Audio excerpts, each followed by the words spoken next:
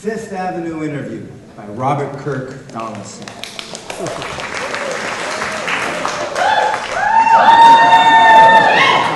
was 1991, my first year in college, and I needed to find a job. I was in my 20s, and for the first time, I was living on my own. After 2 rehabs, I was newly sober. Yet again, I wasn't destitute, but I wanted to prove to my parents that I could be a hard-working, productive member of society. It was time to get a real job. So I looked through the help wanted ads. One of the Village Voice caught my eye. It was from a midtown art dealer looking for an office assistant, working in the New York art world. I mean, it sounded perfect. You know, art, literature, entertainment. It was everything New York was all about. So I called up the man, Mr. Rivington, and he greeted me in a deep, gravelly voice. Mr. Rivington explained that he worked from home, so the interview was going to be at his Fifth Avenue apartment. Let's set up a time this week in the evening when you're done with school. Score! I had an interview with a prestigious and legit job.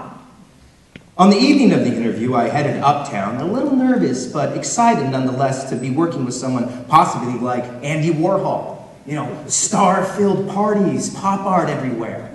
As I walked through the double doors of the 1960s brick building into a lobby that felt like a fancy hotel, you know, with marble floors, polished wood trim, white couches. This was the real deal. I knew instantly I wanted the job. I had to play the interview right. So I walked up to the uniformed man behind the concierge desk. I'm here to see Mr. Rivington in Unit 1501. The desk clerk picked up the phone and called Mr. Rivington. You may go up, he said with a sly grin, nodding in the direction of 4 sleek elevators. As I rode up and walked into the 15th floor hallway, my feet sank into the lush carpet. I looked around at the crystal scone lighting. At Unit 1501, I pushed open the door with a knock. Now, Mr. Rivington said that I could just walk right in, but it felt weird, you know? What if I was in the wrong place? Come in! I went inside and I shut the door and stepped into the foyer. And it opened into a giant corner living room. Everything was dark except for the sparkling lights that were shimmering from the windows. The view was from Fifth Avenue all the way down to Washington Square Park. I'm in the bedroom.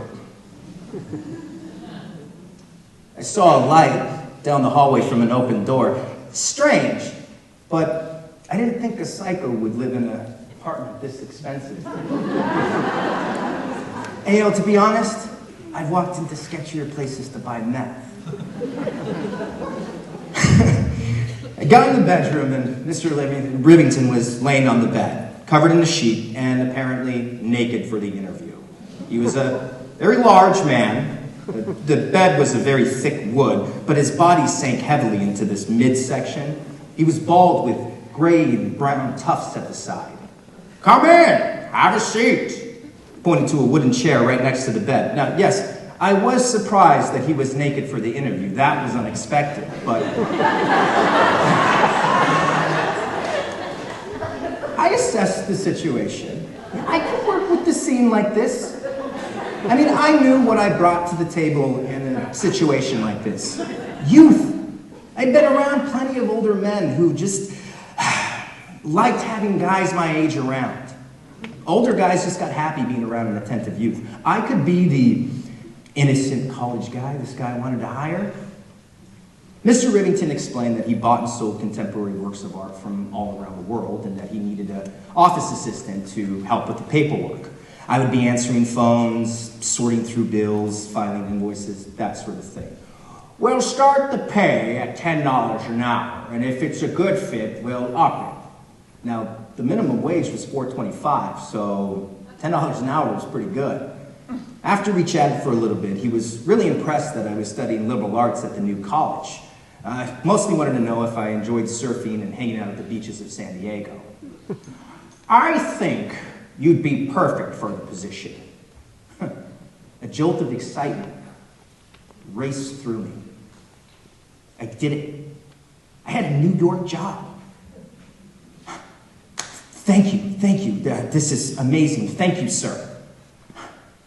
As I sat there, my mind raced with openings at the Met, parties at the MoMA, cab rides, or maybe even limo rides on the Soho art galleries. I felt a sense of pride. My parents would be thrilled. I stood up to leave. Oh, one more thing. I sat back down. I'm going to need you to wash my testicles.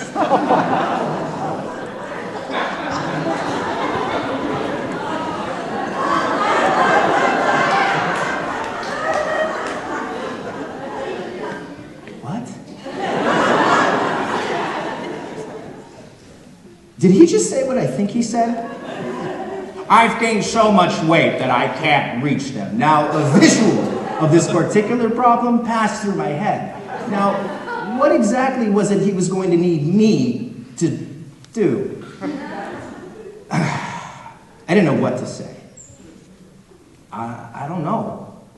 We sat in silence. I mean, I want the job, but I'm gonna have to think about this testicle thing. I understand. Why don't you call me in a day or so? Think about it and let me know what you decide. I thanked him for his time and I left. As I passed the concierge desk, he gave me an awkward grin, and I began to wonder how often he had watched young men come and go from Mr. Rivington's apartment. Must have been a routine thing. As I got back to my dorm room, I called my new AA sponsor, Danny. Now, Danny was an older guy, in his 30s, born and raised in New York. He knew about these sort of things. He knew what to do. I mean, $10 an hour and a job with an art dealer, it sounded pretty good. This don't sound good at all, said Danny without much hesitation.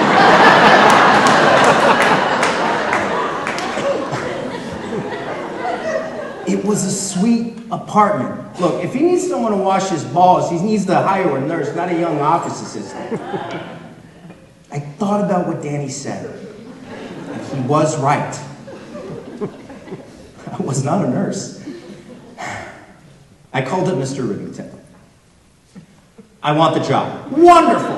But I don't think I can wash your testicles for $10 an hour. You make a good point. Why don't we clock the time and do $60 an hour for that, and $10 an hour for everything else? Now, $60 was a buttload of money. I mean, I could essentially skip the subway and take cabs the entire time, and I could drink as many Diet Cokes as I wanted at the Limelight. That's very generous, I said, thinking of the size of those paychecks. No, stand firm. I am a sober, responsible, legitimate adult. But I don't want to do that part at all. Well, that's too bad. It is part of the job description. I felt disappointed hanging up. I looked out my window at the lower towers of Manhattan, my dream city. I finally made it. You know, I had no problem adding a little nostalgia to an older man's scene, but I knew I made the right decision. Mr. Rivington's job veered into hustling. And honestly, for hustle work, $60 an hour wasn't all that great. And besides, what was I supposed to tell my parents? Your sober son has become a New York City testicle scrubber?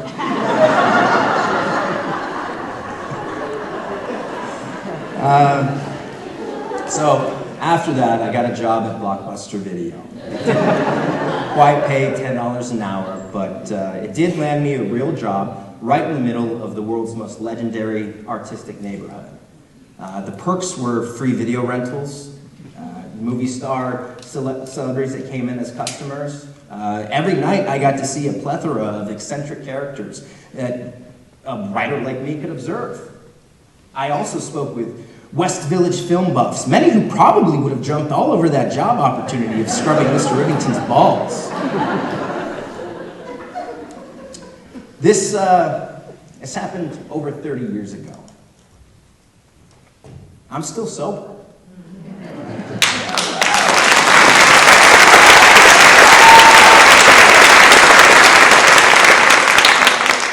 Danny's still my sponsor. I told him this story recently, and his response, he never told me that he was going to pay you $60 a month. If I'd have known that, I probably would have given you different advice.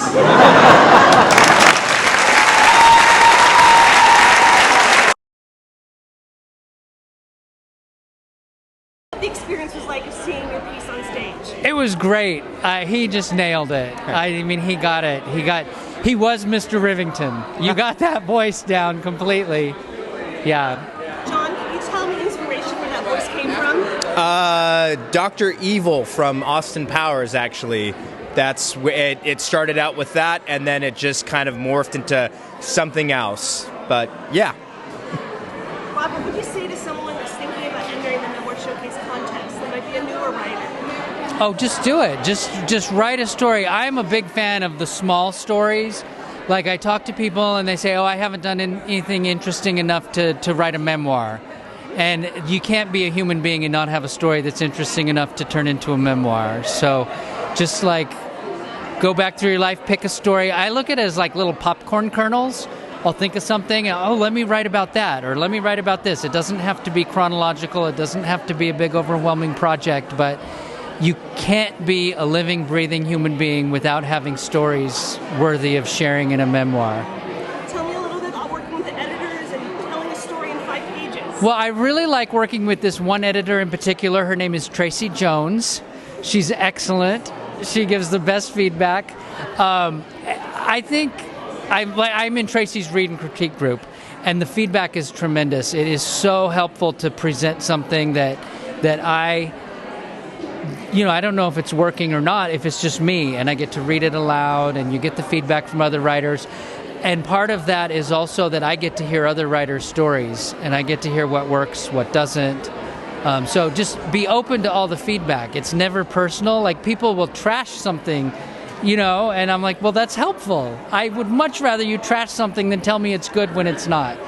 So, did you feel like the audience was behind this story, John? I felt like you kind of had them in your hand a little bit, right? Yeah, no, I was saying... Yeah, no, I was. I was saying, like, the performance I gave tonight was nothing like anything that I had actually rehearsed or gone over. And it kind of morphed into something different because it was really feeding off of the crowd. And I was telling him before we got off stage, the reason why I like that is because it starts to be sort of like a conversation between two people. And so if I fuck up, they fuck up, like, so to speak. Sorry. So, but it was fun. It was really fun. John, you've been an actor for the last 4 years at the Memoir Showcase? And yes, about that. Uh-huh. And how do you feel about being at the Conrad for the second time, an almost sold out show? Beautiful, beautiful venue. I mean, the first time that we were working in this space and I walked out on stage, I'm one of those people where I don't really have a home per se, and I've never gotten that homesick feeling. So when I walk on a stage, that, like, after being absent for it for such a long, that's the first time I get like, I belong here. And so when I walked on this stage, I was like, it felt like Grandma's house. It felt like I need to be here. So I enjoy that. What does it feel like to have the author in the audience? Because that's kind of rare for an actor. It's intimidating, to say the least, because, I write as well, and so when you create something and there's a specific way in your head where it's supposed to they have to say it this way, they have to sound that way, and so it can be intimidating as an actor because they're in the crowd, they've written this, they have an idea of how their art's supposed to be performed, and if you mess up, like, he's the one person that you actually want there to have a good reaction to their piece because, I mean, first of all, he lived the life and it's his story. So if I mess up and he's like, the fuck did you do out there? So, like, yeah. Any last thoughts, Rob, on the whole experience? It was great. It was great. And he definitely didn't fuck it up. So, we're good with that. Thank you. Yeah. Thank you. They're very cute together. together. Thank you so much. Thank you. Yeah. All right. Thanks, guys. Thank you.